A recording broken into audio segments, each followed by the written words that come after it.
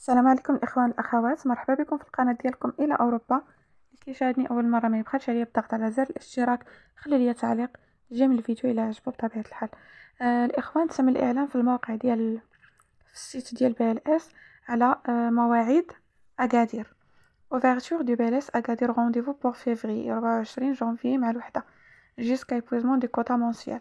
L'ouverture du rendez-vous pour les visas Schengen au BLS via le lien suivant. نهار 24 في شهر 1 2024 مع الوحدة ديال النهار غادي يكونوا المواعيد ديال BLS أكادير مفتوحين في الموقع. صافي الإخوان، يعني الناس ديال أكادير راكم معنيين بالأمر.